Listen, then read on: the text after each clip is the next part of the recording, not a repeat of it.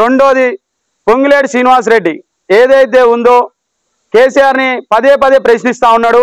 ఏమనంటే కుటుంబ పరిపాలన చేస్తూ ఉన్నావు నువ్వు అని. అసెంబ్లీ ఎలక్షన్ నుంచి పార్లమెంట్ ఎలక్షన్ల వరకు కూడా కుటుంబ పరిపాలన అని చెప్తా ఉన్నాడు. మరి ఆయన చేసింది కూడా కుటుంబ పరిపాలనే కదా. పొంగులేటి శ్రీనివాసరెడ్డి గారు ఏదైతే ఉందో ఆయన సీటు సంపాదించుకున్నాడు. ఈ ఉమ్మడి ఖమ్మం జిల్లాలలో ఆయన అభ్యర్థులే ఎక్కువ మంది ఉన్నారు.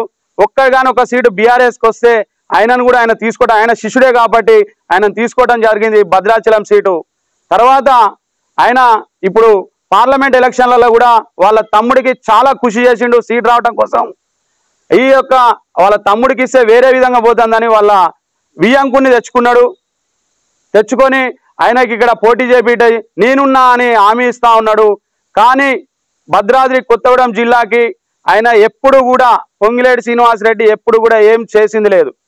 ఆయన వైఎస్ఆర్సీపీలో ఎంపీగా గెలిచినప్పుడు ఏమి చేయలేదు, బీఆర్ఎస్లోకి వెళ్ళినప్పుడు ఏం చేయలేదు, బీఆర్ఎస్ నుంచి కాంగ్రెస్కి వచ్చిన తర్వాత కూడా పేద ప్రజలకు ఎక్కడా కూడా ఏం చేయలేదు. ఓన్లీ ఒక దళిత సమాజమే కాదు బహుజనులను కూడా మోసం చేస్తూ ఉన్నాడు. శ్రీనివాసరెడ్డి అనే వ్యక్తి బహుజనులు కూడా మోసం చేస్తూ ఉన్నాడు. బహుజనులు ఎలా మోసం చేస్తున్నాడంటే నేనున్నానని ముందుకు వస్తూ ఉన్నాడు.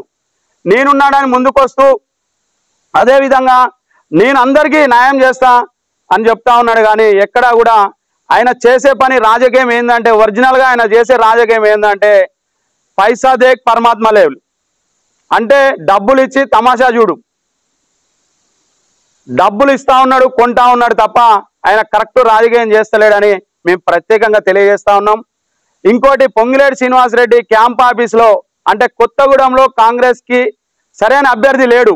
అంటే అభ్యర్థి అంటే వీల్స్ ఎమ్మెల్యే కాదు, కాంగ్రెస్కి సరైన పట్టున్న వ్యక్తి కొత్తగూడెంలో లేక అశ్వాపురం నుంచి ఒక వ్యక్తిని, ఖమ్మం నుంచి ఒక వ్యక్తిని పిలిపించుకొని ఆ క్యాంప్ ఆఫీస్లో ఉండే రాజకీయాలు, ఆ కొత్తగూడెంలో క్యాంప్ ఆఫీస్లో ఉండే రాజకీయాలు చేస్తూ ఉన్నారు.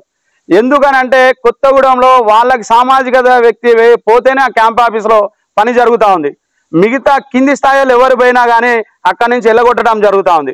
ఏ చిన్న సాయం కోరి ఇప్పుడు గృహలక్ష్మి అనేసి ఒక పథకం పెట్టారు. దానికోసం మనకు శ్రీనివాసరెడ్డిని కలవాలండి అని పోతే మీరు బయటికి వెళ్ళిపోవాలా, ఎంఆర్ఓని కలవాలా, ఇంకోని కలవాలి, కానీ శ్రీనివాసరెడ్డి మిమ్మల్ని కలవడు అని చెప్తా ఉన్నారు. ఆయన కొత్తగూడెం వచ్చిన తర్వాత కూడా శ్రీనివాసరెడ్డిని కలవటానికి ఎవరైనా పోతే బయటకు నెట్టేస్తా ఉన్నారు క్యాంప్ ఆఫీస్ నుంచి. ఇది స్వచ్ఛంగా జరుగుతూ ఉన్నది కొత్తగూడెంలో. అందుకని మేము అసెంబ్లీ ఎలక్షన్ల కానించి చూసుకున్నట్టయితే చాలా వరకు కూడా మేము ఆలోచన చేసి ఇవన్నీ మా దృష్టికి వచ్చినాయి. మా దళిత సామాజిక ప్రజలు, బీసీ సామాజిక ప్రజలు అందరూ కూడా మాకు చెప్తా ఉన్నారు, అన్నా ఇంతకుముందు మీరు ఏదైతే గొంతుకై ప్రశ్నించారో దానికోసం మేము మీకు చెప్తా ఉన్నాం. మీరు ఇప్పుడు ఇంకొక స్థానాన్ని ఎంచుకున్నారు, మీరు మా కోసం ఫైట్ చేయట్లేరు, కానీ మాకు ఇక్కడ అన్యాయం జరుగుతూ ఉంది. మేము కాంగ్రెస్ పార్టీకి ఓటేసి మేము మోసపోయాము, మాకు అన్యాయం జరుగుతూ ఉందని బీసీ సంఘాలు ఎవరైతే ఉన్నారో బీసీ సంఘాలు, ఎస్సీ ఎస్టీ మైనార్టీ సంఘాలు అందరూ కూడా మాకు తెలియజేస్తూ ఉన్నారు. ముఖ్యంగా తీన్మార్ మల్లన్నకి ఓటు వేయకూడదని మా యొక్క ఎస్సీ సామాజిక వర్గాలని, బహుజన నాయకుల్ని అందరినీ కూడా కోరుకుంటా ఉన్నాం. ఈ యొక్క మా ప్రెస్ మిత్రుల ఆధ్వర్యంలో ఈ యొక్క సమావేశాన్ని మేము ఇక్కడ పెట్టడం జరిగింది. అందుకని ఇక్కడికి వచ్చిన పెద్దలందరికీ కూడా మరొకసారి ధన్యవాదాలు తెలుపుతూ